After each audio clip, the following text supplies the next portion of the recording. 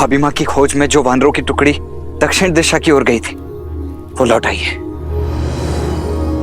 और हनुमान? हनुमान भी लौट आया है?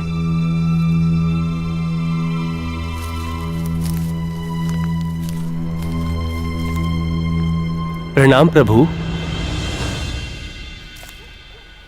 वीरवान, नल, नील, जामवंत और अंगद कहाँ है? वो सब भी तो साथ गए थे। और हनुमान कहाँ है? वो नहीं आया अभी तक। हनुमान जी ने हमें माता सीता को खोजने के लिए चारों ओर फैलने का निर्देश दिया था। हमने उन्हें बहुत खोजा, किंतु न सीता माता की कोई सूचना मिल पाई, न रावण की, और न ही हनुमान जी का कोई संदेश। सोचा कि वो लौट आए होंगे, इसलिए हम भी आ गए। क्षमा करें प्रभु, हम सफल नहीं हो पाए।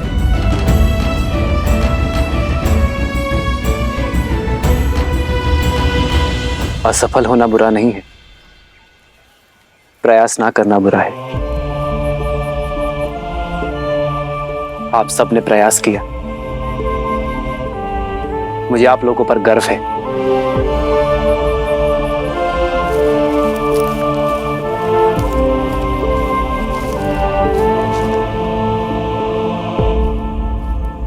मेरी तो अब आस टूटती जा रही है भैया। मेरे आस की डोर हनुमान से जुड़ी है लक्ष्मण। जब तक हनुमान नहीं लौटता मैं निराश नहीं हो सकता लक्ष्मण।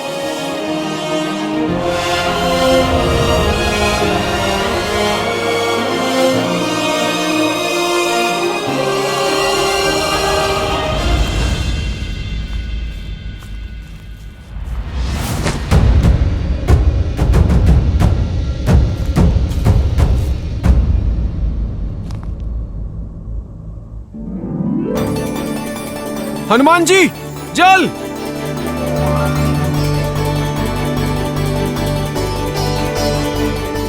जल!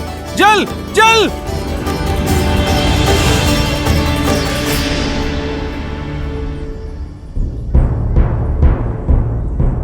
हनुमान जी, चला नहीं जा रहा, थक गए हम। बिना अन्न और जल के चलते हुए बहुत समय हो गया। अब तो मनोबल भी टूट रहा है और बाहुबल भी। भूख तो सह ली हनुमान जी, पर प्यास नहीं सही जाती। हनुमान जी, बहुत प्यास लग रही है हमें। जिन्होंने कार्य सौंपा है वो ही आगे बढ़ने का मार्ग प्रशस्त करेंगे। बस आप लोग श्रद्धा का हाथ थामे रखो, यही बेड़ा पार लगाएगी। उचित कहा हनुमान। आप लोग यहीं रुकिए, मैं अन्न जल की खोज करके आता हूं।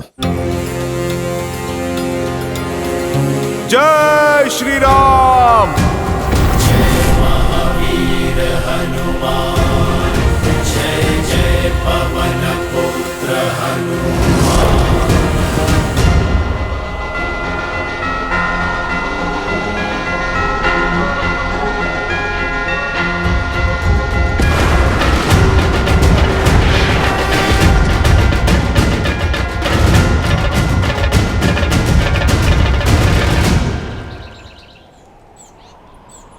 पक्षी भीतर जा रहे हैं,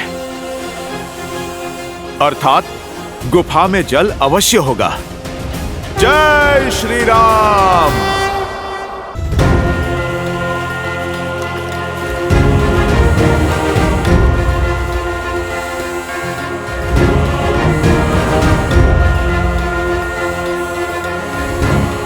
हनुमान जी, ये गुफा की शांति शंकित कर रही है। हम अनजाने क्षेत्र में हैं, कहीं कोई माया हुई तो? नल, नील, सफलता साहसियों को ही मिलती है।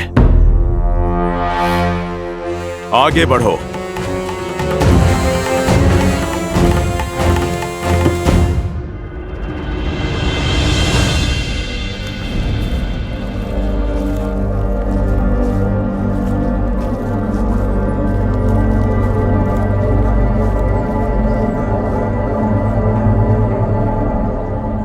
मैंने पक्षियों को भीतर आते देखा था।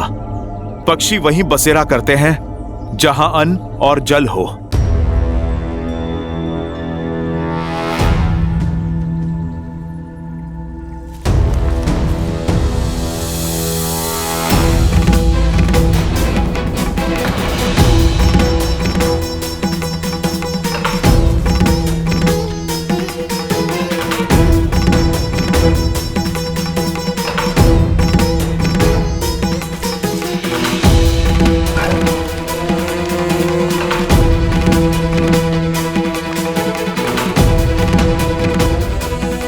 नील,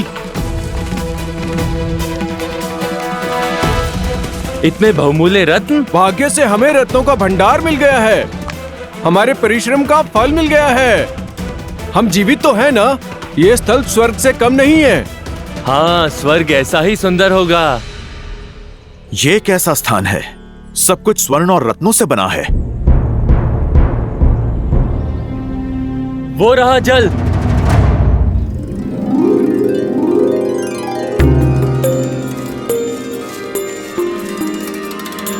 ये अवश्य किष्किंधा गुफा ही है।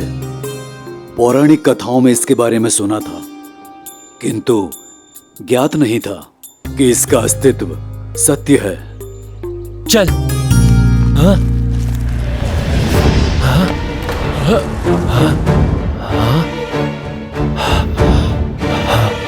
ये अंधकार कैसे हो गया? कहीं हम फंस तो नहीं गए? भागो! शांत हो जाओ। ये अवश्य ही कोई माया है। बाहर जाने का मार्ग ढूंढते हैं। सब एकत्रित हो जाओ ताकि कोई खो ना जाए।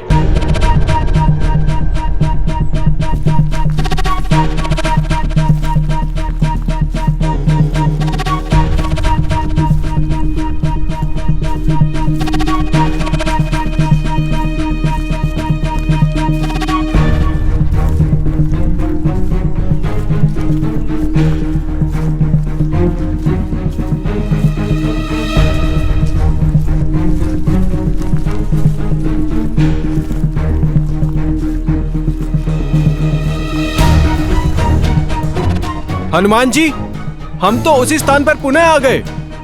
अरे, ये कैसी माया जाल है? चलिए, हम लोग वापस चलते हैं।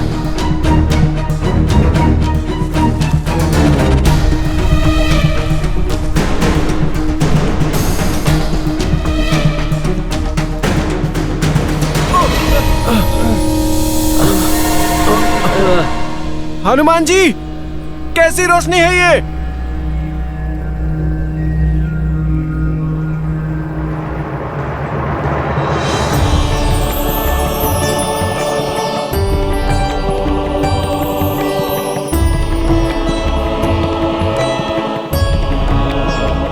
इतने रसीले फल और जल भी स्वच्छ है। चलो साथियों, टूट पड़ो, अपनी भूख और प्यास मिटा लो। मैं तो कहता हूँ कुछ दिन यहाँ विश्राम कर लेते हैं।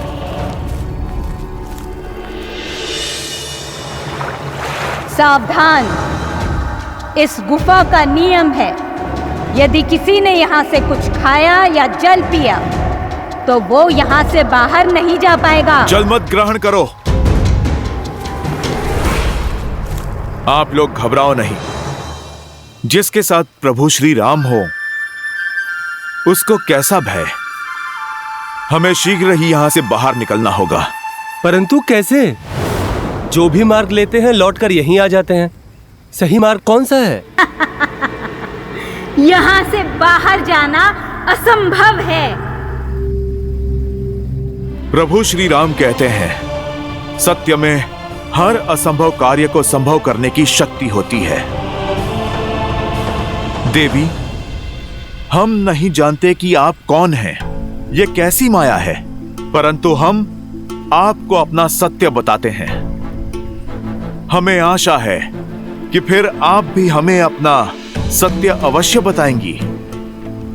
हम यहां चोरी या लूट की आशा से नहीं, अन्न और जल की आस से आए हैं देवी।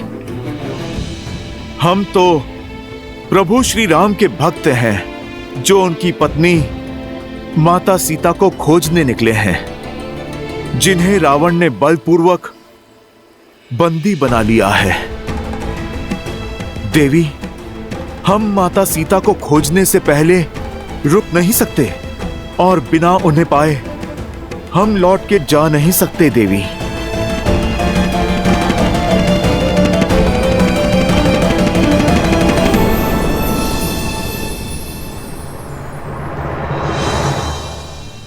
फिर तो अच्छा यही होगा कि यहीं रुक जाओ, क्योंकि जहां रावण सीता को लेकर गया है वहां कभी नहीं पहुंच पाओगे।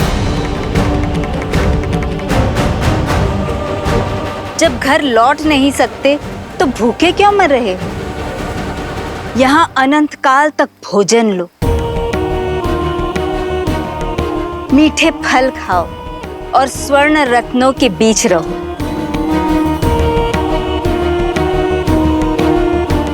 सारी सुविधाएं हैं यहाँ। क्यों किसी और के लिए अपने प्राण और जीवन पर संकट लाते? सब प्यास से तड़प रहे हैं, जल पी लो।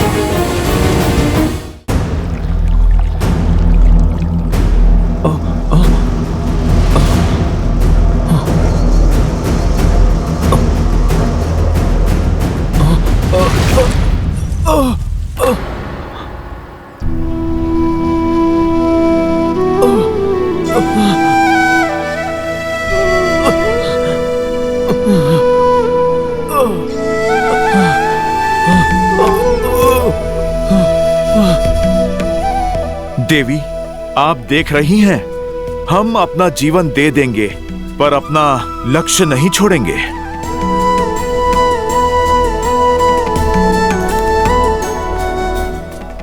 माता, यदि जीवन पाने के बदले अपना लक्ष्य त्यागना है तो वो हमें स्वीकार नहीं।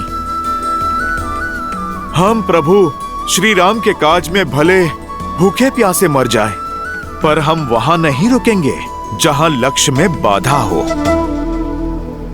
एक वानर में इतना निश्चय? प्रभु श्री राम का नाम लेने वाले कौन हैं आप? हम वानर ही नहीं, प्रभु श्री राम के सेवक हैं, उनके सैनिक हैं। मैं दशरथ नंदन प्रभु श्री राम का दास हूं और ये महाराज सुग्रीव की सेना है। अद्भुत। जिसमें इतना निश्चय हो, उन्हें विजय पाने से कौन रोक सकता है? आइए, निसंकोच होकर अन्न और जल लीजिए।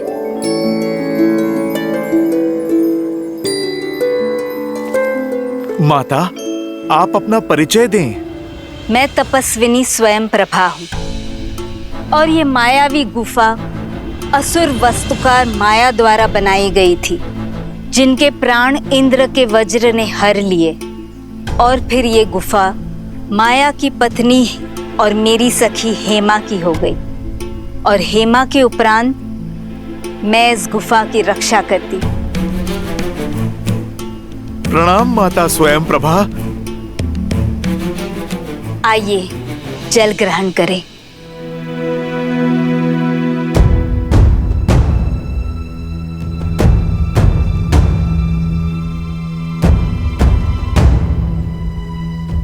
घबराइए मत, आप सब धर्म के पथ पर निकले हैं। आपकी सहायता करना तो मेरा सौभाग्य है। निसंकोच होकर जल ग्रहण कीजिए। मैं आप सबको स्वयं यहाँ से बाहर लेकर जाऊंगी।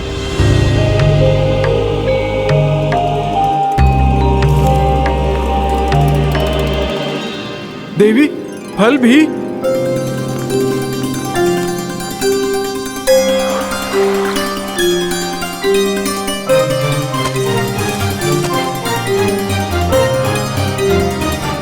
हनुमान काका, आप भी कुछ खा लीजिए।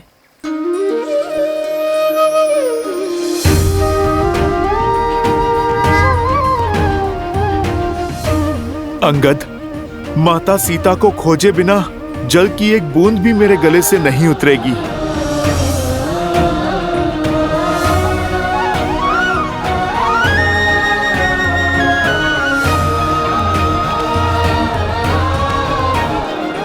माता, भोजन के लिए धन्यवाद।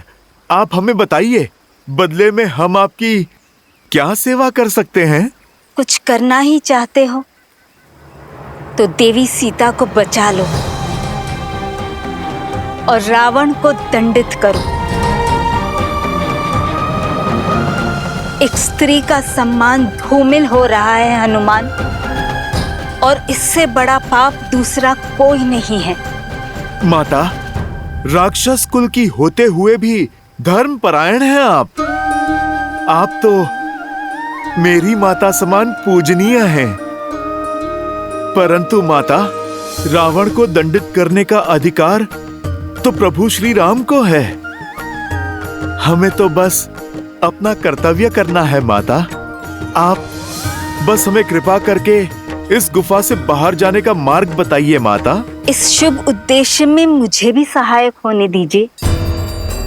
तुम्हें तुम्हारे गंतव्य रावण की लंका के निकटतम बिंदु तक ले चलती हूँ, किंतु आगे का मार्ग सुगम नहीं होगा। प्रभु श्री राम की भक्ति हमें वैसे ही मार्ग दिखाएगी जैसे आज दिखाया है। अति उत्तम। अब अपनी आंखें बंद करो और जब तक मैं न कहूं इन्हें खोलना मत, चाहे जो हो जाए।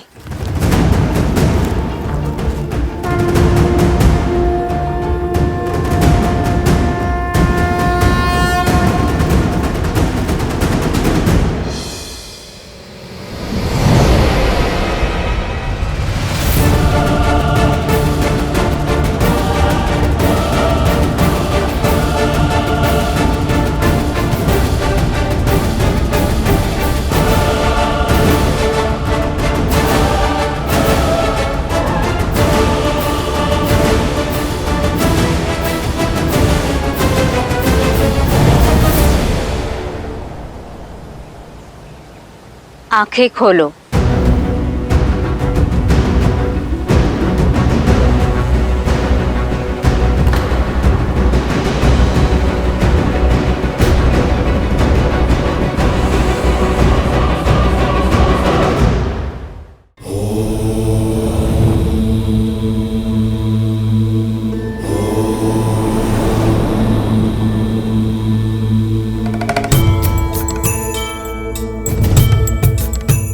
क्या हुआ देवी? आपके मुख पर चिंता के भाव? इस कथा में तपस्वी स्वयं प्रभा का क्या महत्व है और बहुमूल्य रत्नों से सजी उस मायावी गुफा का क्या औचित्य है? औचित्य है देवी, कर्तव्य के पथ पर संकट के साथ साथ लोभ भी आता है।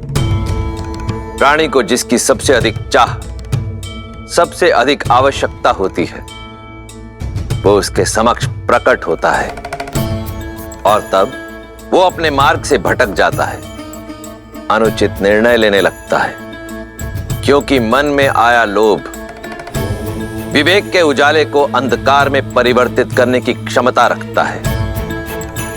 किंतु समय रहते जो इस लोभ को त्याग दे, वो सदा सर्वदा के लिए तर जाता है। हनुमान और अन्य वानरों ने यही किया, इसीलिए तो श्री राम ने उन्हें अपना सहायक बनाया, क्योंकि वानरों की भक्ति और उनकी मित्रता का गुण तो देवताओं में भी नहीं है। वानर अपने पथ से कभी भटकते नहीं हैं।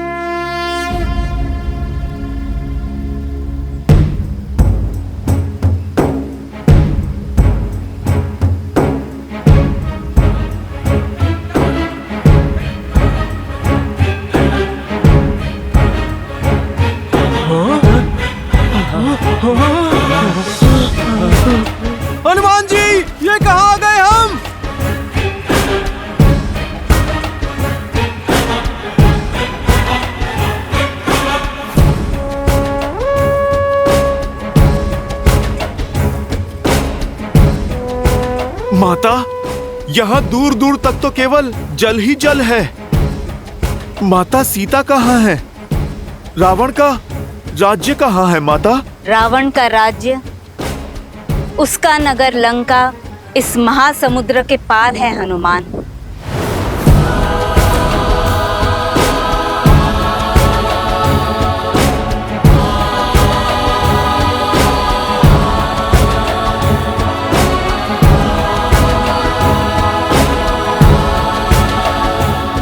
माता परंतु किस ओर? इसके आगे का मार्ग मैं क्या, कोई नहीं जानता। रावण की आज्ञा के बिना वहां न कोई गया है न जा सकता है। सबने केवल रावण की लंका के बारे में सुना है, देखा किसी ने नहीं। सत्य है या मिथ्या, संसार तो ये भी नहीं जानता। बस इस सीमा से परे मैं और मेरी माया भी नहीं जा सकते। इससे आगे का मार्ग आपको स्वयं ढूंढना होगा। मुझे आज्ञा दीजिए हनुमान। श्री राम आपके सहायक हो। सहायता के लिए धन्यवाद माता।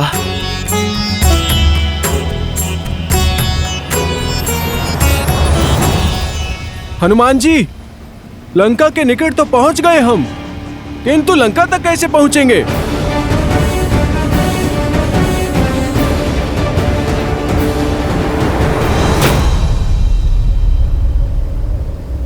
इस महासागर को पार कैसे करेंगे?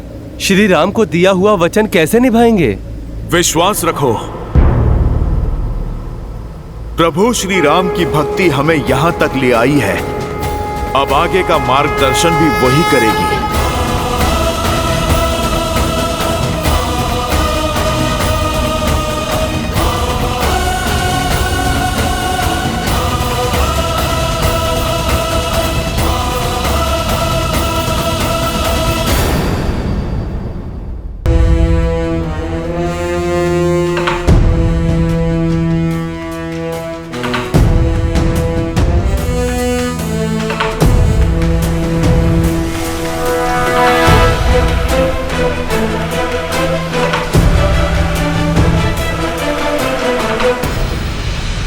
इसे पार करना असंभव है कुमार अंगद। छोटा सरोवर या नदी होती तो अवश्य पार कर लेते, किंतु इतना विशाल महासागर कैसे पार करेंगे? ये केवल इस मार्ग का ही नहीं, अभी तो पूरे संसार का अंत है। विश्वास को टूटने मत दो नलनील। अति विश्वास व्यक्ति को डुबो देता है युवराज। देखिए इस विशाल महासागर को कैसे पार करेंगे? देवी स्वयं प्रभा ने हमें यहां तक पहुंचा तो दिया, परंतु वो स्वयं भी ये नहीं देख पाई कि सागर का अंत कहां है। पता नहीं इसके आगे लंका है भी या नहीं। माता सीता है या नहीं।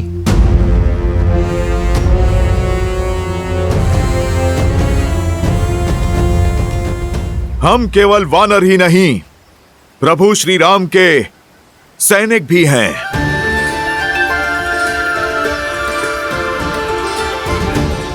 अंत को भी आरंभ बना देंगे। जिनके मन में प्रभु श्री राम की भक्ति का पुष्प खिलता है, उन्हें कोई भाव सागर नहीं रोक सकता, कोई संकट नहीं तोड़ सकता।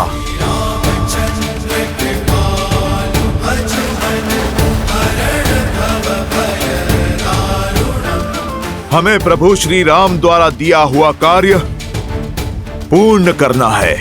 किंतु कैसे हनुमान जी? कोई मार्ग है आपके पास? आप सब धैर्य रखिए, कोई ना कोई मार्ग अवश्य ही मिलेगा। हम ऊंचाई से माता सीता को खोजने का प्रयास करेंगे। हम देखेंगे कि इस महासागर का अंत है भी या नहीं। वो कैसे हनुमान जी?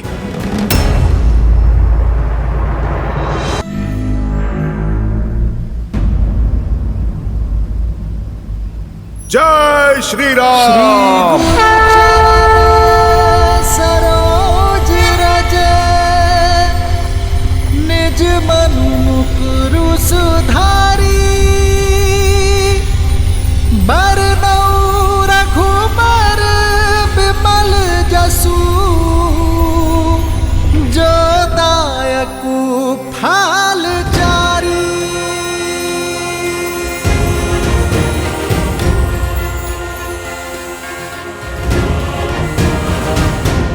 कुछ दिखाई दिया हनुमान जी? क्या लंका है उस ओर? नहीं। तो अपना आकार और बढ़ाइए ना। जय श्री राम।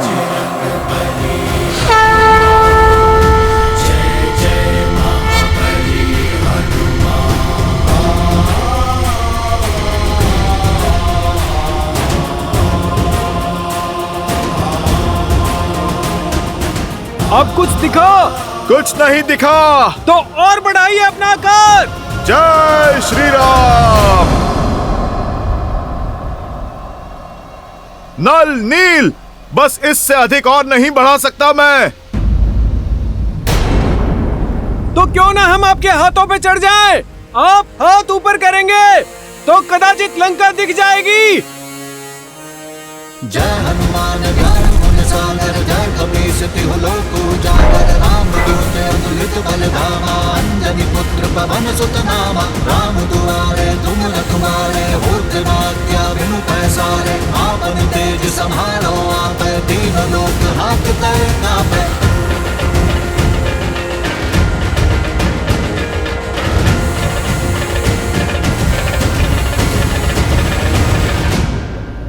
कुछ दिखा? कुछ नहीं दिख रहा हनुमान जी। चारों ओर सागर ही सागर है, कुछ दिखाई नहीं दे रहा।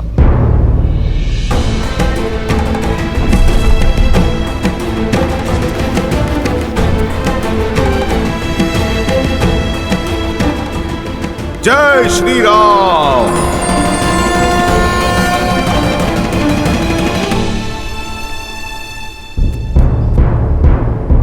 लगता है फंस गए हम। यहीं पड़े पड़े मृत्यु को प्राप्त हो जाएंगे हम।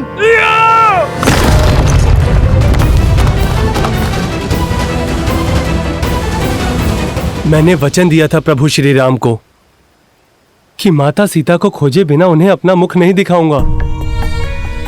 अब यदि मृत्यु ही उपाय है तो वही सही। हम सभी अनशन करके यहीं अपने प्राण त्याग देंगे।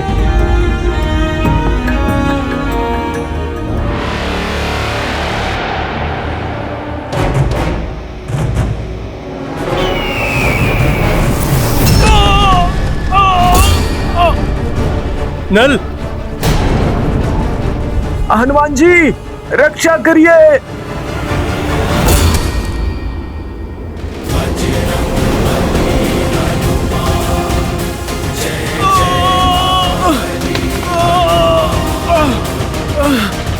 जय श्री राम।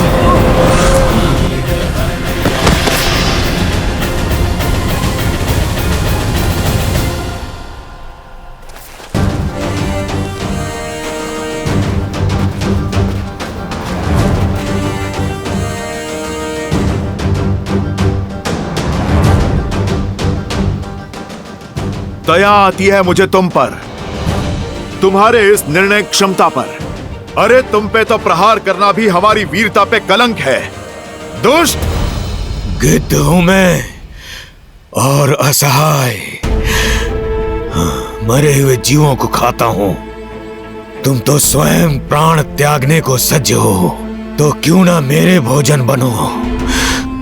जाते जाते उपकार होगा।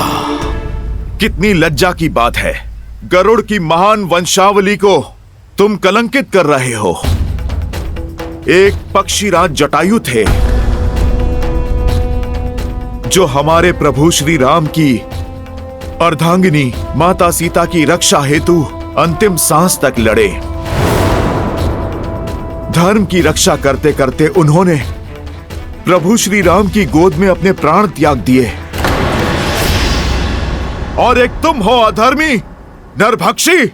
क्या जटायु? हाँ, शरीर तो उनका तुम्हारे जैसा ही था, परंतु आत्मा हरि में मिल गई।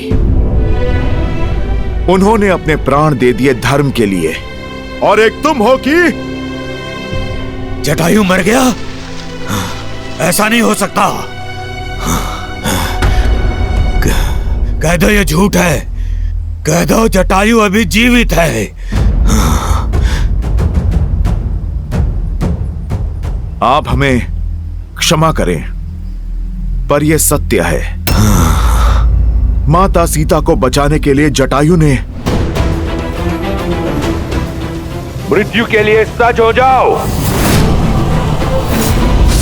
जटायु! अपने प्राणों की आहुति दे दी।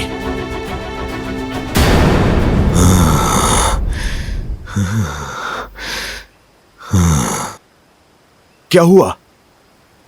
तुम ठीक तो हो ना? तुम कैसे जानते हो जटायु को? क्या मुझे जल तक लेकर जा सकते हो ताकि मैं जटायु का तर्पण कर सकूं?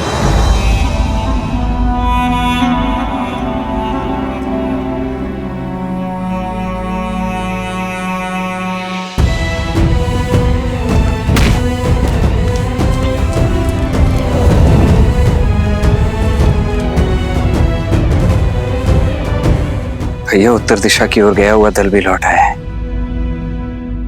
और उन्हें भी भाभी माँ की कोई सूचना नहीं मिली है, परंतु वर्षल महाबल अपने साथ भारत का समाचार अवश्य लाए। जय श्री राम। कहो वर्षल महाबल, क्या समाचार लाए हो? आपके निर्देश अनुसार हमने कुमार भरत से दूरी बनाए रखी थी। उन्हें हमारे और माता सीता के बारे में कुछ पता लगने ही नहीं दिया। अयोध्या में सुखी है ना मेरा भाई? कुमार भरत अयोध्या में नहीं है। वो अयोध्या की सीमा के बाहर एक तपस्वी की भांति जीवन जी रहे हैं। वो राज सिंहासन पे आपकी चरण पादुका रखकर राजकार्य कर रहे हैं।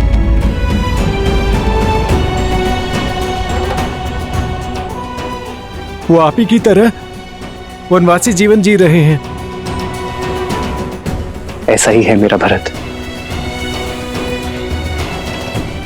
समर्पण का पर्याय है प्रेम की मूर्त। बड़ी अधीरता से वो आपके लौटने के दिन गिन रहे हैं प्रभु। आपके आदेश का पालन कर रहा हूं भैया, किंतु स्मरण रहे केवल 14 वर्ष। यदि एक क्षण भी अयोध्या लौटने में आपने विलंब किया तो अपने प्रिय भरत के निर्जीव शरीर से भेंट करेंगे आप। यदि मैं सीता को खोजकर 14 वर्षों के भीतर अयोध्या नहीं पहुंचा तो मेरा भरत मृत्यु का आलिंगन करूंगा।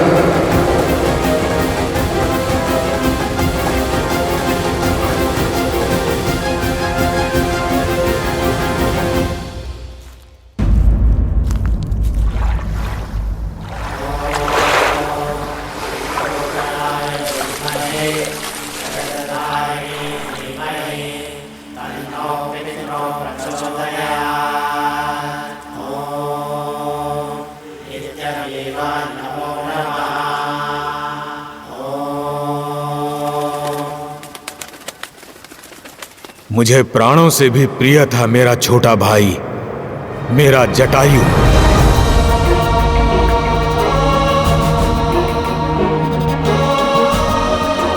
हमारा प्रेम निस्वार्थ था। एक साथ आकाश की ऊंचाइयों पर भ्रमण किया करते थे हम।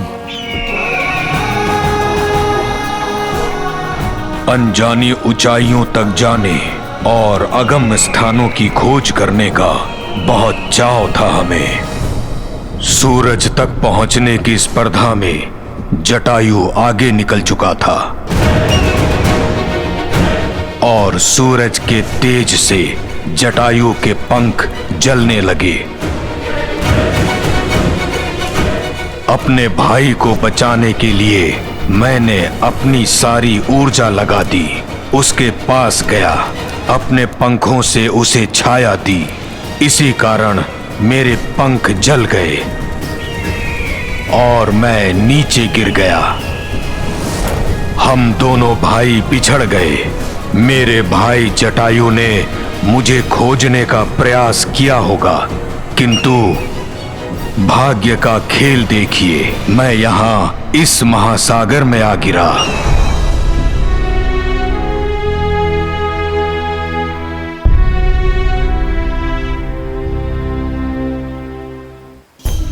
तब से यहीं इसी स्थान पर रहता हूं। पंखों के जल जाने से आखेट नहीं कर सकता, इसलिए जो भोजन मिले उसी के सहारे जीता हूं। अपंग होकर पड़ा हूं, अपने भाई के प्राण बचाने के संतोष के साथ रहता हूं, ये सोचते हुए कि मेरे जीवन का उद्देश्य क्या है। क्या इस तरह अकेले दुर्गति की मृत्यु पाऊंगा मैं?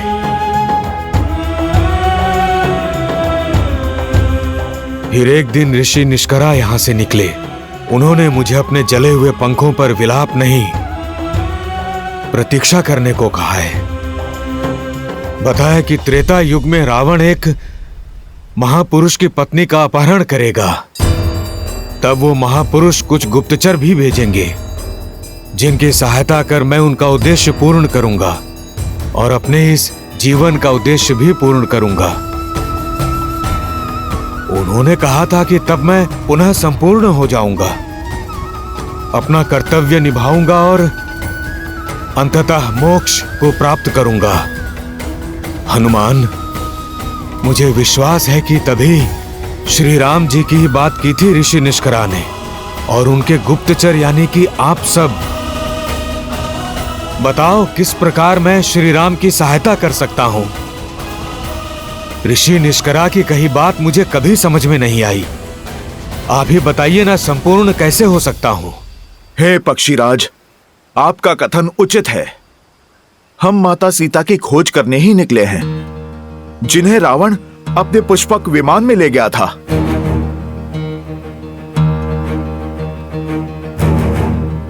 रावण? हाँ, मैंने देखा है उसे पुष्पक विमान में दक्षिण की तरफ जाते हुए।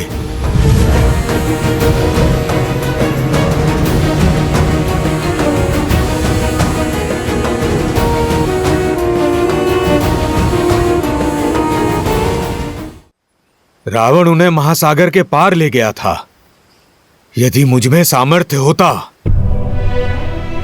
तो मैं आपकी सहायता अवश्य करता। सागर लांघ कर मैं ढूंढ लाता माता सीता को, किंतु मैं तो उड़ ही नहीं सकता। संपूर्ण होने का अर्थ कदाचित यही है पक्षीराज, कि आप एक बार पुनः अपने इन पंखों का उपयोग कर पाएंगे। मेरे प्रभु श्री राम का बल निर्बल को भी सबल बना देता है। वो दीनों के नाथ हैं, निराश का विश्वास है। आप प्रभु श्री राम का नाम लेकर प्रयास तो कीजिए।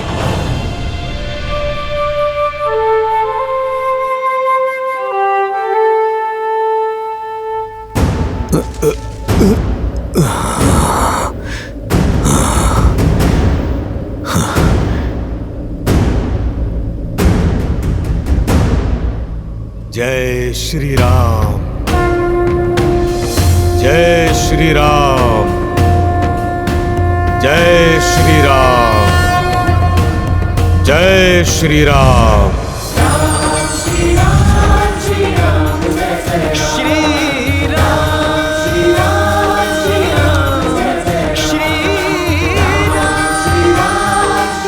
मैं जानता था, आपने देखा, मेरे प्रभु श्री राम की भक्ति हर बाधा से लड़ सकती है।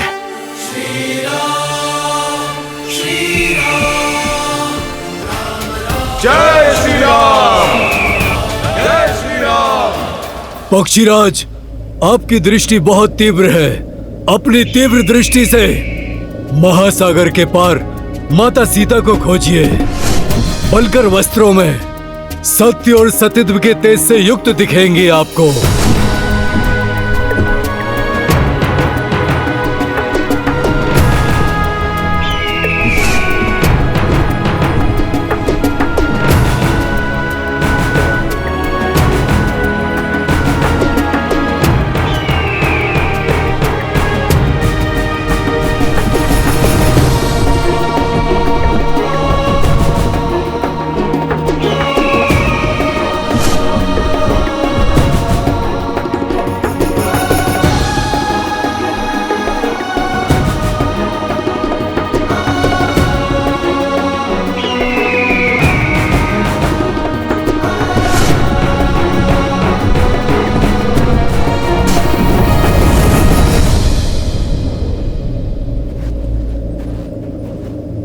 देखा, मैंने माता सीता को देखा।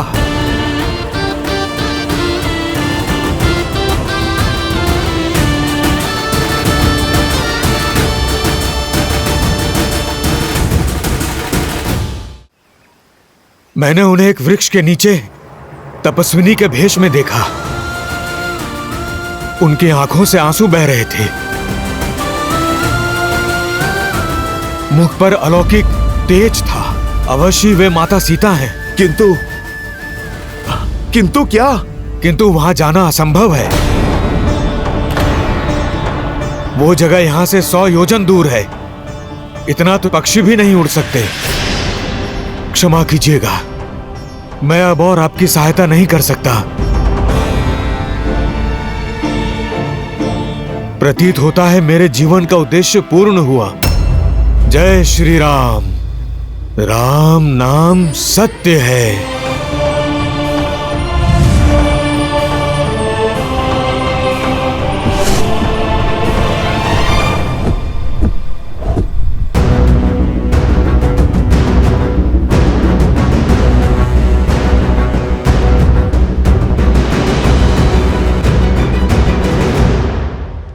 संपाति ने मार्ग तो बता दिया, किंतु स्वयं प्रभा की भ्रांति, एक असंभव दृश्य सामने रख दिया है। जो सागर रावण भी पुष्पक विमान से पार करता है, उसे छलांग लगाकर कौन पार करेगा? राम के काम कौन करेगा? सीता को आशा कौन देगा? यदि 14 वर्ष के समाप्ति तक राम अयोध्या नहीं पहुंचे, तो भरत अपने प्राण त्याग देंगे। देवी, जिन श्री राम का नाम लेने से ही प्राणी जन्म और मृत्यु के भव सागर को पार कर जाता है, उनके परम भक्त को ये 100 योजन का समुद्र भला क्या रोकेगा? ऐसा कौन सा भक्त है श्री राम का जो 100 योजन पार कर लेगा? वो जिसका जन्म ही हुआ है श्री राम के काज संवारने के लिए, वो जो संकट मोचक है, वो जो असंभव को संभव में परिवर्तित करते, मेरा ही अंशावतार हनुमान।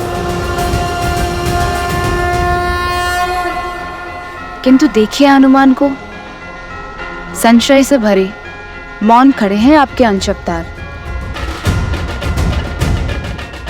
कमी बल की नहीं, बोध की है। हम सबके भीतर शक्ति का एक स्रोत होता है, बस हमें ही उसका आभास नहीं होता। हनुमान की शक्ति असीमित है, परंतु उनका बोध गौण है। आवश्यकता है उनके बोध को जागृत करने की, उन्हें उनकी शक्तियों की पुनः स्मृति दिलाने की। एक बार ये हो जाए देवी, फिर देखिए, ये 100 योजन का समुद्र तो क्या, 100 ब्रह्मांड भी पार कर जाएगा ये राम भक्त।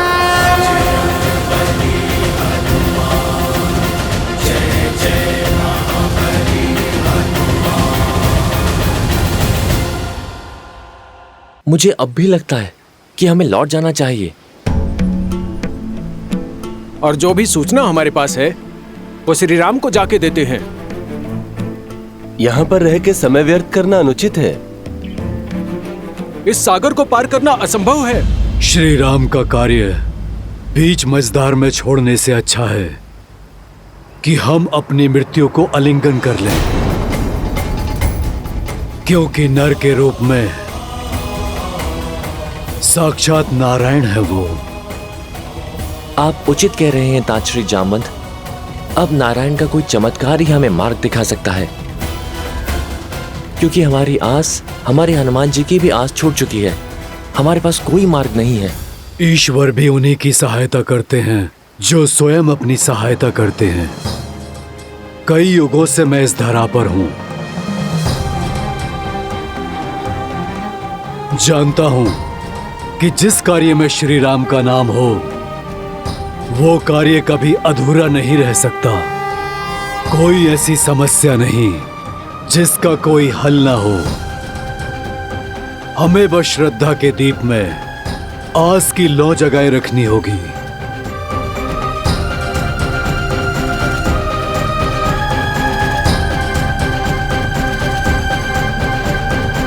स्वामी, आपका अंश अवतार हनुमान आशा खो चुका है।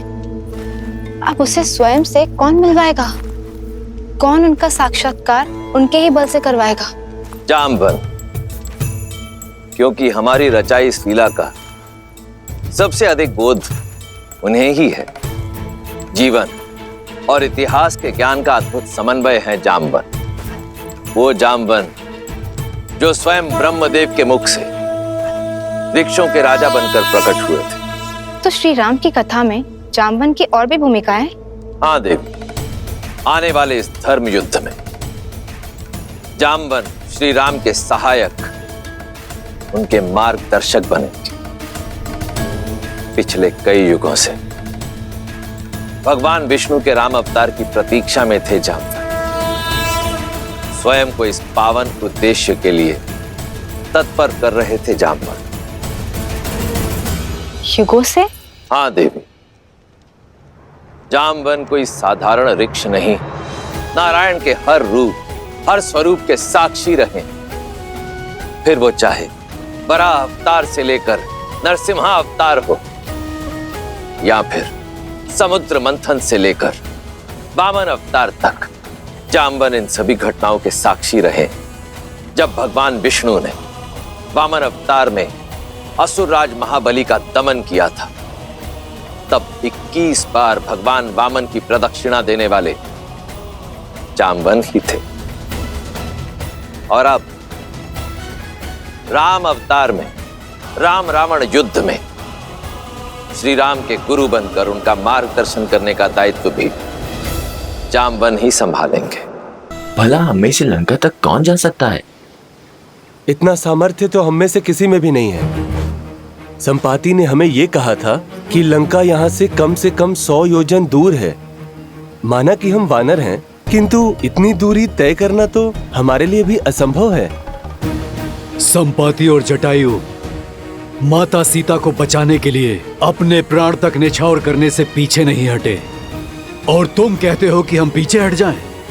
कदापि नहीं। अपने भीतर झांको। कौन है जो माता सीता तक पहुंचने के लिए इस विशाल महासागर के पार निकल सकता है?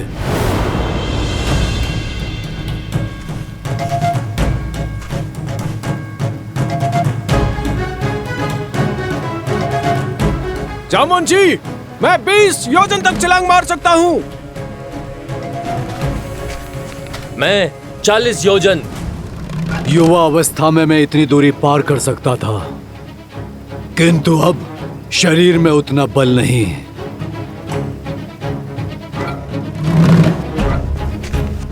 मैं करूंगा ये प्रयास।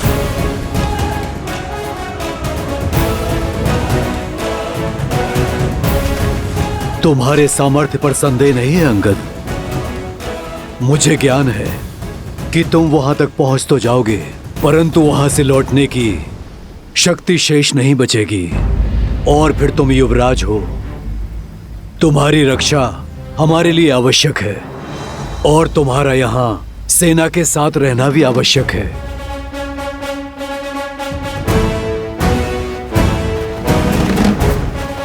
हम में से केवल एक है जो इस असंभव कार्य को संभव कर सकता है। जय महावीर हनुमान, जय जय पवन पुत्र हनुमान, बजरंग बली हनुमान, जय जय महाबली हनुमान।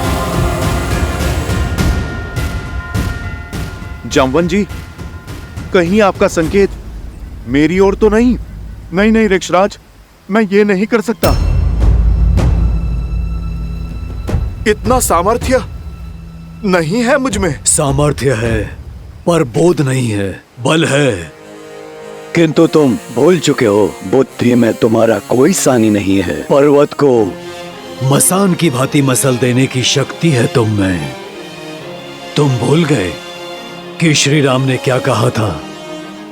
क्योंकि ये यात्रा केवल सीता की खोज की नहीं, तुम्हारे स्वयं को खोजने की भी है। पात्र हो पर परिचय नहीं है अपना।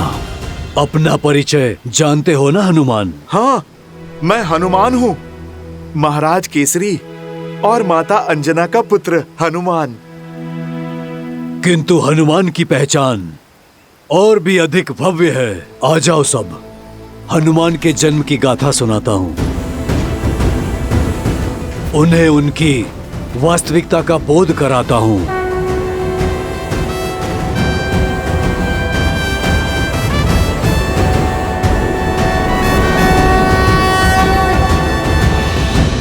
ईश्वर ने सब कुछ दे दिया, बस एक संतान नहीं दी। कोई नहीं जो हमें श्रद्धांजलि दे सके हमारे जाने के बाद। आपकी पीड़ा मुझे भी बहुत कष्ट देती है वानरराज। भीतर ही इस वेदना से जलती हूँ। वानरराज केसरी को एक वंशज तक ना दे पाई।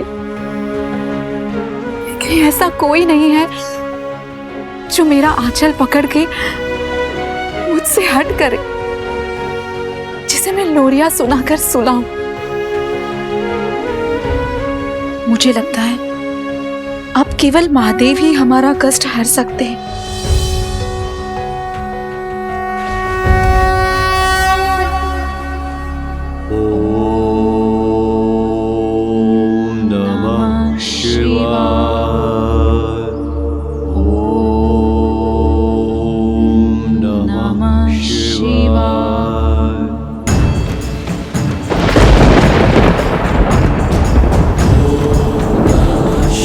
केसरी और अंजना पूरी श्रद्धा से तप में लगे रहे।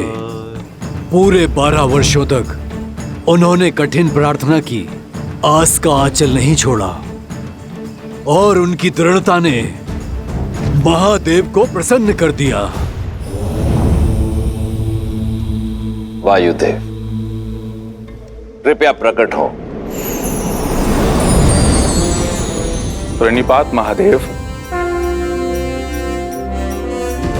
प्रणिपात माता।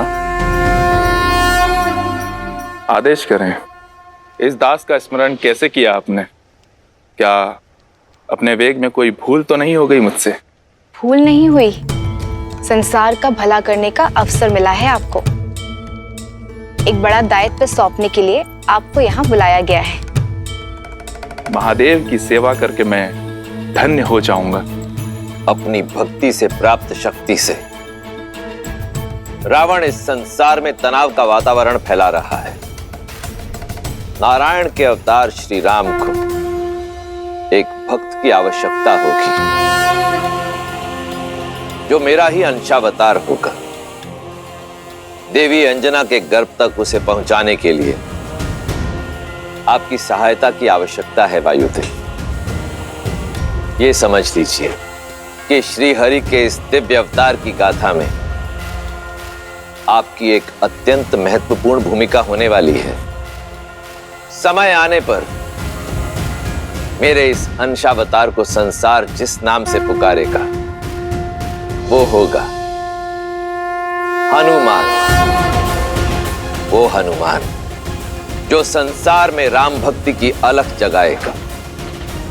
वो हनुमान जो इस संसार को सच्ची भक्ति का अर्थ समझाएगा, जो भक्त और भगवान के संबंध को एक नई ऊंचाई तक ले जाएगा, जो राम रावण युद्ध में श्री राम का प्रमुख सहायक बनेगा और देवी सीता की मुक्ति का मार्ग बनेगा। धन्य हूं मैं महादेव, आपकी इस इच्छा को मैं अवश्य पूर्ण करूंगा। हनुमान आपका अवतार होगा और उसे धरती पर ले जाने में मेरे सहयोग के कारण पवनसुत कहलाएगा। नमामि शंभुं पुरुषं पुराणं, नमामि सर्वज्ञं पारब्रह्मं, नमामि रुद्रं प्रभुं शयन्तं, नमामि शर्वं शिरसा नमामि। जय जय जय शंकर उमा महेश्वर। जगत कल्याण का मार्ग तुम्हारी प्रतीक्षा कर रहा है हनुमान। तुम्हारे बल का आभास कर सकता हूं मैं हनुमान।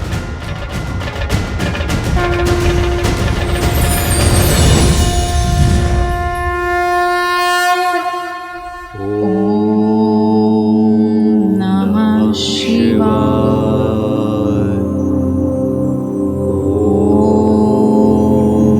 नमः शिवाय।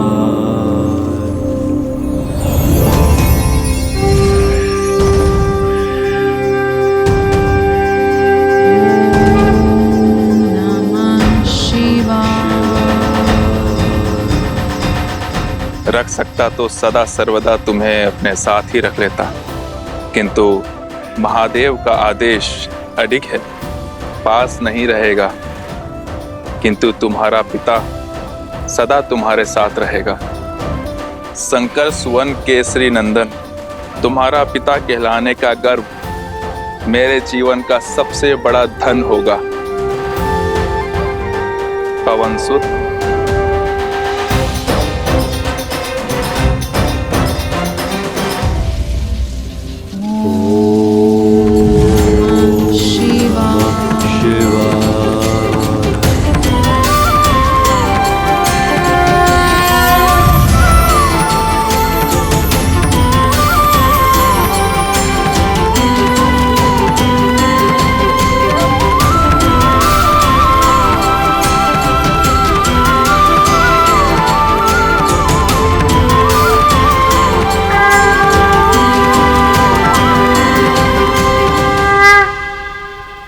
तो मेरा जन्म महादेव की इच्छा से हुआ। जामवंत जी, मैं महादेव का अंश हूं।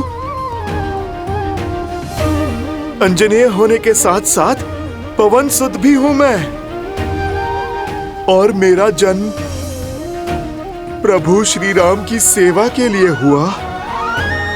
इसीलिए सदा मुझे प्रभु श्री राम की प्रतीक्षा रहती थी। धन्य हुआ मैं, मेरे श्री राम, प्रभु श्री राम। राम राम राम राम राम राम।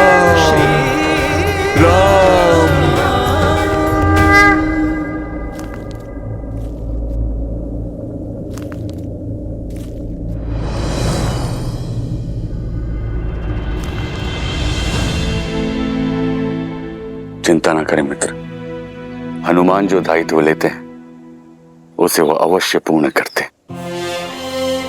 बस वही एक आशा शेष है मित्र, यही ना टूटे। मित्र, मैं आपको कुछ दिखाना चाहता हूं, वो जो हनुमान ने हमारे ऋषिमुख निवास के समय बनाया था।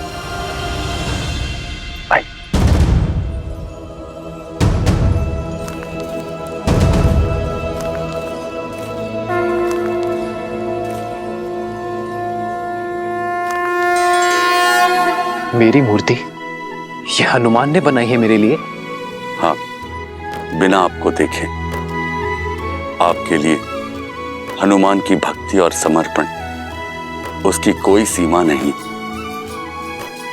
अपने हृदय में उभरती छवि को वर्षों तक हर दिन अथक प्रयास से गढ़ा है उसने। भैया,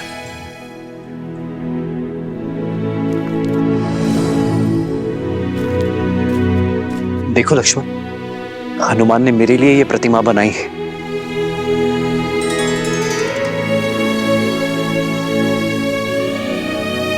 धन्य हुआ मैं लक्ष्मण कि मेरा सहयोगी इतना स्नेह करता है मुझसे, जिसका मुझ में इतना विश्वास हो कि बिना मुझसे भेंट किए, बिना मुझे देखे समर्पण से इतनी बड़ी प्रतिमा बना डाली। वो मुझे कभी निराश नहीं करेगा लक्ष्मण। उसके विश्वास ने मुझे नई आस दी है लक्ष्मण। हनुमान अवश्य सीता को खोज कर लाएगा।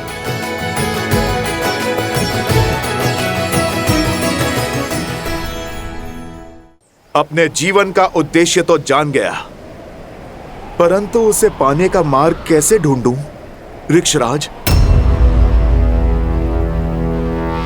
इस महासागर को लांघने का सामर्थ्य मैं कहां से लाऊं? सूर्य कभी नहीं पूछता कि अपने अंदर उजाला कहां से लाए।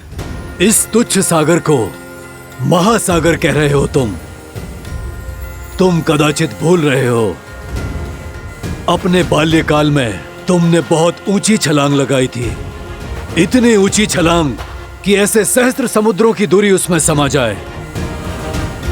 सहस्त्र योजनों की छलांग लगाई थी तुमने हनुमान, वो छलांग जिसने केसरी नंदन मारुति को हनुमान बनाया। हनुमान ज्ञान गुण सागर, जय कपीस तिहु लोक उजागर। अपने जन्म और उस असंभव छलांग की कथा सुनो हनुमान। अपना बल, सामर्थ्य और स्वयं का परिचय पा जाओगी।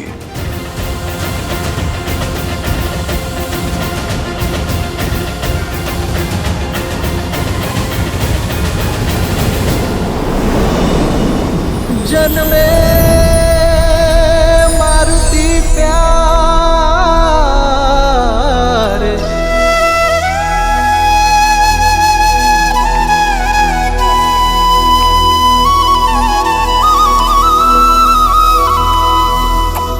जन्मे मारुति प्यारे।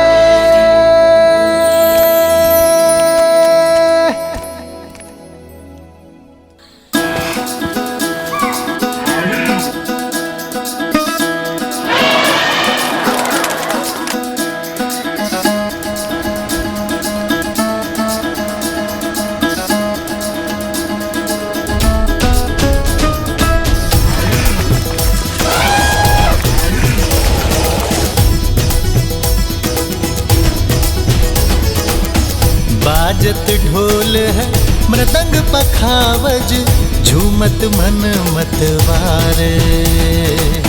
मंगल पलिए आया है देखो, हर्षित वानर सारे। भोजन में मारुति प्यारे, शुभ है आंगन द्वारे। श्री राम के दुलारे। ये केवल न केसरी और अंजना का पुत्र है, वायुदेव की भेंट है हमें। मारुत का आशीष है, पवन पुत्र मारुति है, मारुति।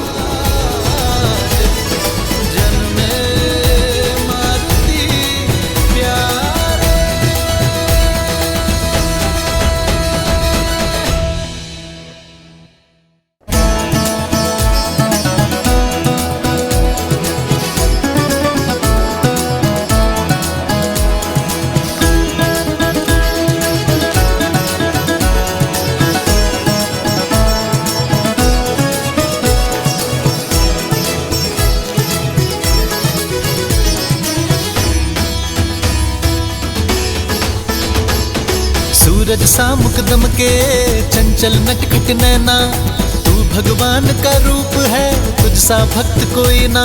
सूरज सा मुकदम के चंचल नटखट नैना, तू भगवान का रूप है, तुझ सा भक्त कोई ना। देखो तुझे सुर नर मुनि जन जाए वारे वारे। बाजत ढोल मृदंग पखावज, झूमत मन मतवारे। मंगल पल आया है देखो, जन्मे मारुति प्यारे। हो जन्मे मारुति प्यारे, शुभ है आंगन द्वारे। श्री राम के दुलारे।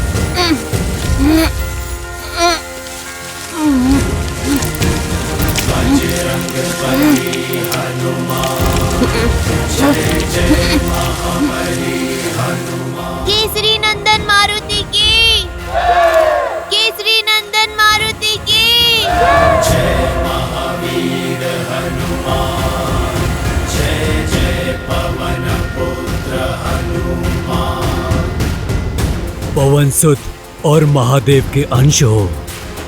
वायु की प्रचंड शक्ति और महादेव के अनन्य क्षमता के साथ जन्मे हो तुम, और इसलिए तुमने वो उड़ान भरी जो कोई नहीं भर पाया। जब तुम बालक थे तब एक दिन तुम्हारी माता अंजना वन में पुष्प लेने गई और पीछे तुम निद्रा से उठे और बालक मारुति भूख से बिलखने लगा। माता, माता, भूख लगी है, भोजन दो ना।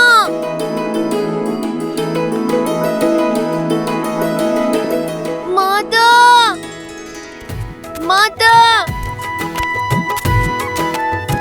माता,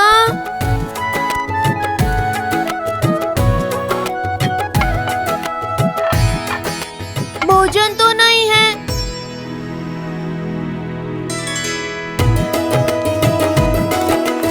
देखो मारुति आ गया, आ गया। अरे मारुति तुम आ गए। हमने कुछ रसीले आम देखे, किंतु वह इतने ऊपर हैं कि हम तोड़ नहीं सकते। क्या तुम तोड़ लाओगे? हम लोग साथ में खाएंगे। भूख तो मुझे भी लगी है, किंतु माँ कहती है स्वयं से पहले सदा दूसरों के बारे में सोचना चाहिए। चलो पहले तुम्हें खिलाता हूँ। चलो चलो मेरे साथ, चलो चलो।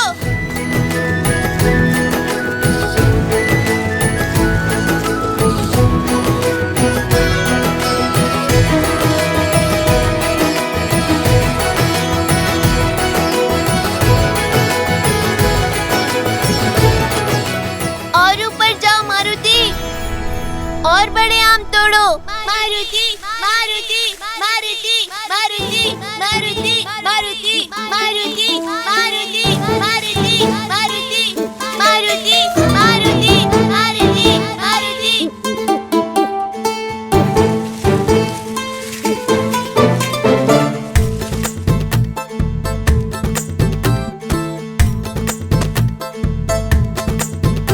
इतना पर्याप्त है? नहीं, ये हरे हैं, कच्चे। और ऊपर जाओ, लाल चमकीले आम तोड़ो। फल जितना बड़ा, जितना लाल, जितना चमकीला, उतना ही स्वादिष्ट और रसीला होता है।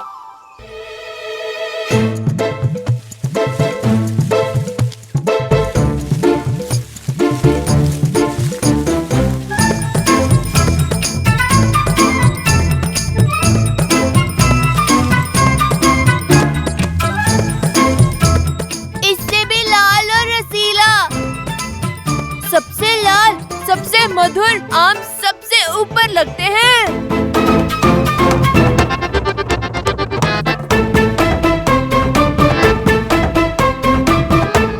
जितना बड़ा, जितना लाल, जितना चमकीला, उतना ही रसीला।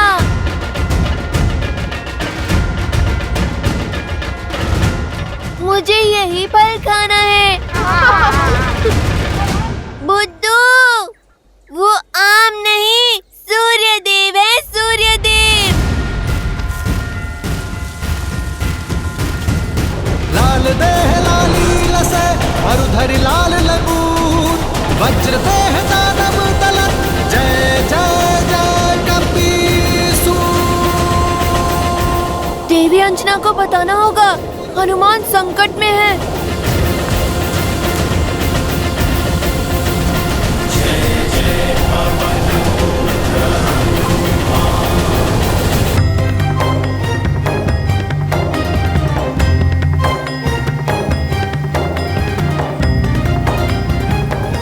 ऐसे क्या देख रहे हो आप लोग?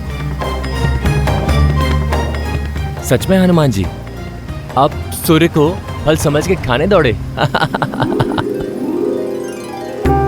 बालपन में तो सभी भोले होते हैं ना। मैंने भी कर दी होगी ऐसी हट। मुझे नन्हा नन्हा आभास तो हो रहा है उस क्षण का, किंतु मुझे सब कुछ स्मरण नहीं है। आज तो बहुत अच्छे पुष्प मिल गए बाग में। इसकी तो बहुत अच्छी माला बनेगी, है ना? देवी अंजना, देवी अंजना, क्या हुआ पुत्र? मारुति। अब क्या कर दिया मेरे नटखट ने? किसको पूछ से उठाकर फेंक दिया? किसका फल छीन के खा गया? वो मारुति सूर्य को फल समझकर खाने के लिए उड़ गया।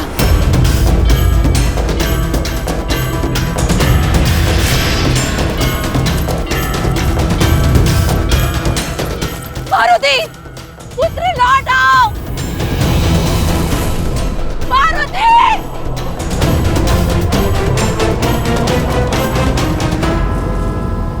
उस दिन ग्रहण अमावस्या थी। यह बालक मारुति ने सूर्य की ओर उड़ान भरी और वहां सूर्य को ग्रहण लगाने के लिए दुष्ट राहु ने उसे रोकने का प्रयास किया।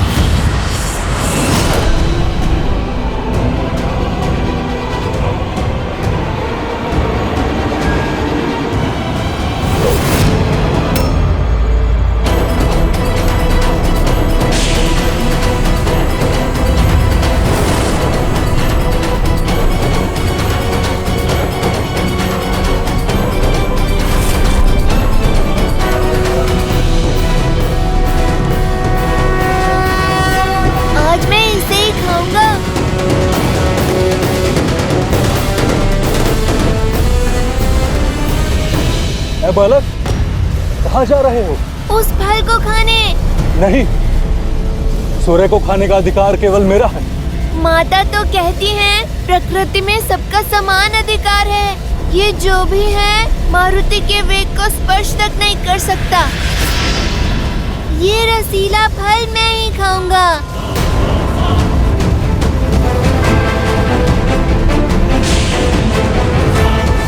मूर्ख बालक, रुक जाओ। राहु का आदेश टालने का दुस्साहस मत करना। नियति का लेख है, आज सूर्य को निकलकर ग्रहण लगाना है मुझे। तुम्हारी हट मुझे रोक नहीं पाएगी। बंधु, मेरी भूख आपकी नियति से अधिक बलवान है। अपने भोजन के बीच में वानर किसी को नहीं आने देते।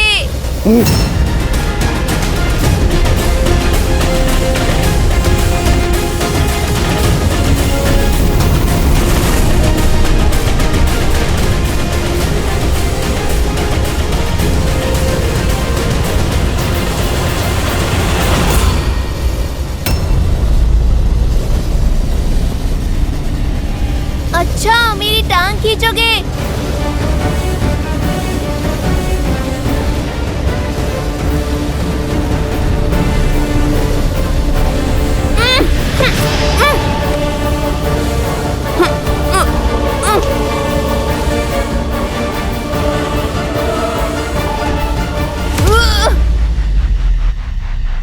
मेरा फल छीनने आया था।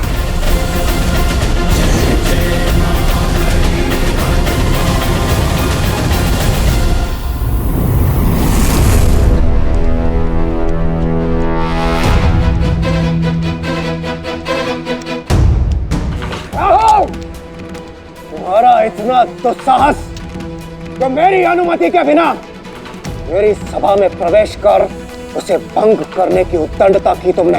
इंद्रदेव, आज एक असुर नहीं, एक ग्रह देवराज से रक्षा की विनती करने आया है।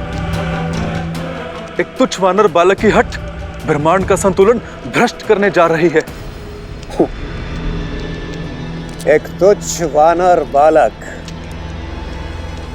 कहीं तुम मेरे साथ उपहास तो नहीं कर रहे? सत्य कह रहा हूं देवराज, विलक्षण बल है उसमें। सूर्य को निगलने चला है। महाबली है वो, जिसने एक प्रहार में मुझे यहां पटक दिया। शिव का अंश है, इसलिए मौन नहीं बैठ सकते देवराज। अमृत मंथन के समय सूर्य को ग्रसित करने का अधिकार केवल मुझे दिया गया। आज सृष्टि का नियम टूटा तो देवराज की गरिमा भंग होगी।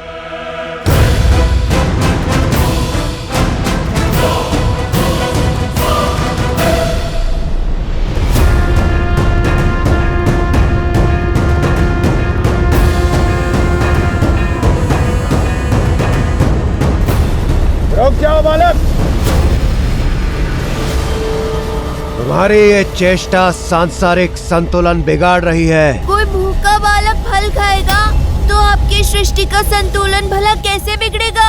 उद्दंडी बालक, तुम्हारा इतना दुस्साहस कि तुम देवताओं के राजा के साथ तर्क वितर्क कर रहे हो। आपसे पहले भी एक आया था, प्राण बचाकर भागा है।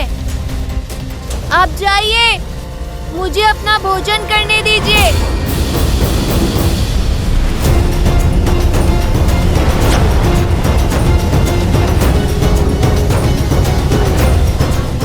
रुक जाओ मूर्ख, सूर्य के समीप जाते ही भस्म हो जाओगे तुम।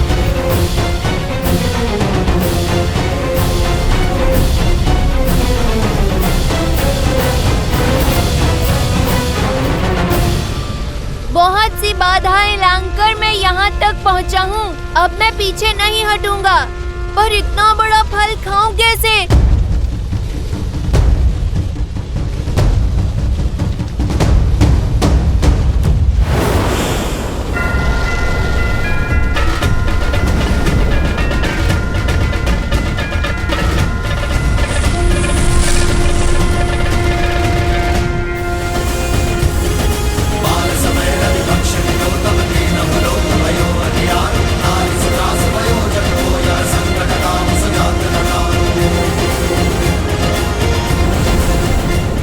प्रतीत होता है ये ऐसे मानेगा नहीं।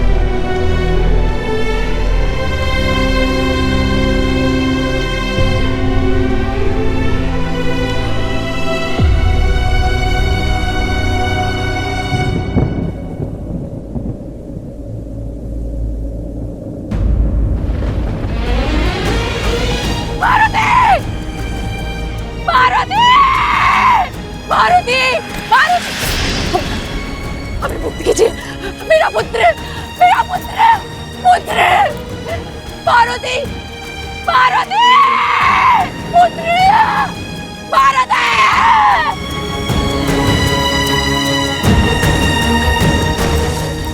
पुत्र, उठो पुत्र, पुत्र उठो।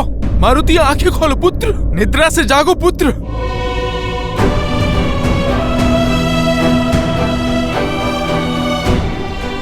मारुति आंखें खोलो।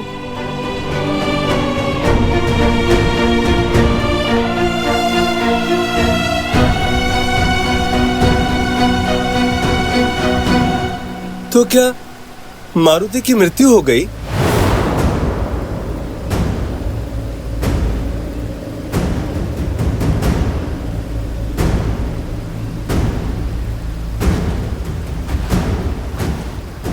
हाँ, क्योंकि वज्र को तो पवन देव भी नहीं सह सकते, तो पवन पुत्र कैसे सहता? मारुति वज्र का प्रहार नहीं सह पाया और वायुदेव इस सत्य को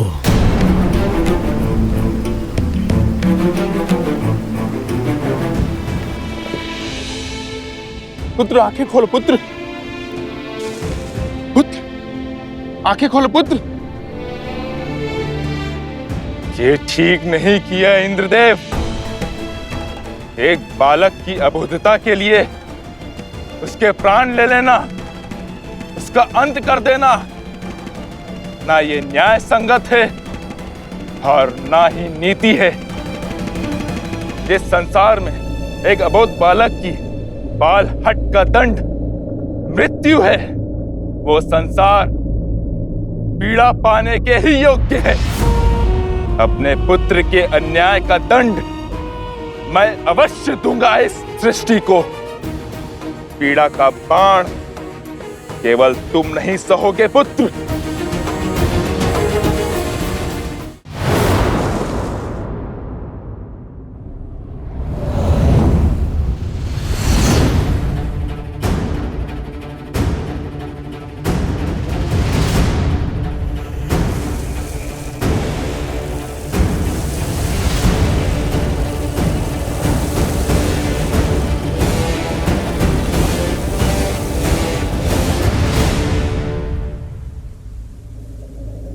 मारुति,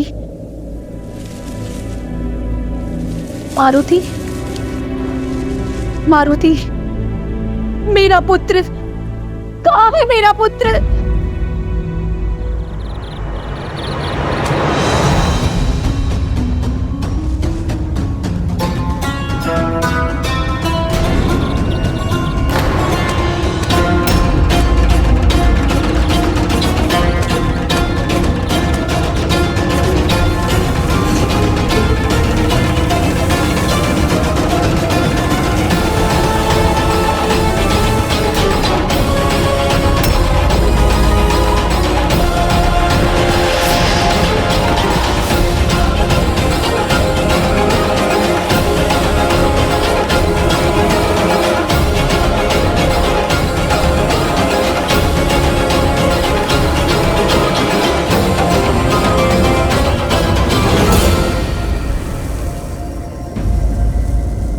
मेरी पीड़ा ने संसार के अनगिनत जीवों के प्राणों पर संकट ला दिया है, परंतु जब तक ये संकट समाप्त नहीं होता, मेरा मारुति पुनः श्वास नहीं लेता, तब तक मैं किसी को भी श्वास नहीं लेने दूंगा।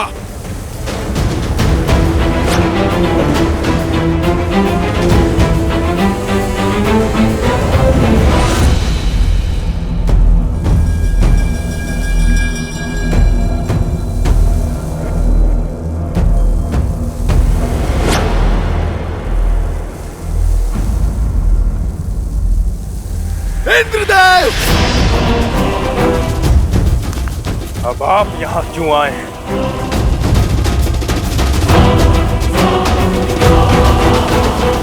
अपने क्रोध को नियंत्रित कीजिए वायुदेव, और ऐसा अनर्थ मत कीजिए।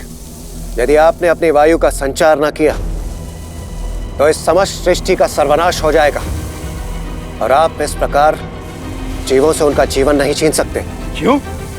यदि आप मेरे पुत्र का जीवन छीन सकते हैं, तो मैं भी सृष्टि से वायु रूपी जीवन छीन सकता हूं।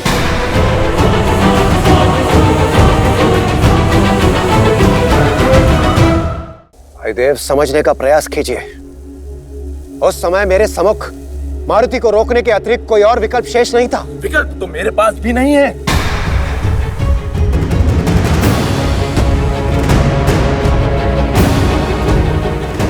जब तक मेरे पुत्र के प्राण पुनः नहीं लौटते, संसार की पीड़ा का अंत नहीं होगा। दुर्भाग्यवश प्राण दान देना मेरे वश में नहीं है वायुदेव। तो जो वश में है वो कीजिए।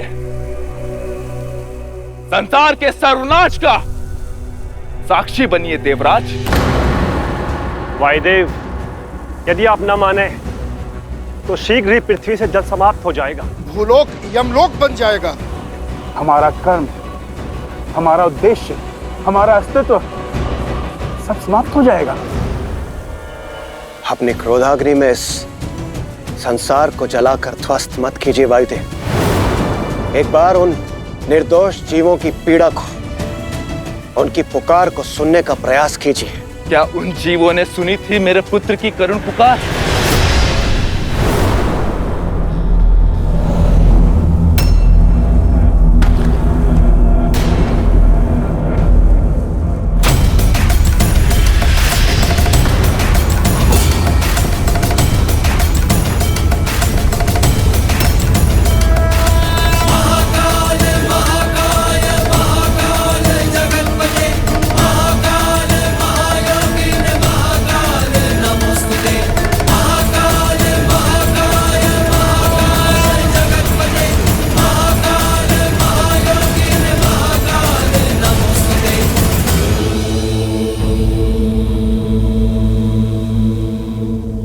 प्रणाम महादेव। प्रणाम महादेव।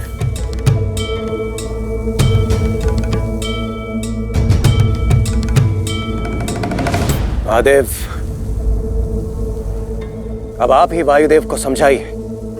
पुत्र शोक से पीड़ित एक पिता को कोई क्या समझा सकता है इंद्रदेव? और वैसे भी वायुदेव को उनका कर्तव्य स्मरण कराने से पूर्व क्या आपने स्वयं अपने धर्म को समझा? देवराज इंद्र का कर्तव्य निभाते निभाते आप स्वयं बड़े होने का धर्म भूल बैठे हैं। और क्या होता है बड़े होने का धर्म? अपने से छोटों की रक्षा करना। परंतु आपने नन्हे मारुति पर प्रहार कर अधर्म किया है देवराज इंद्र।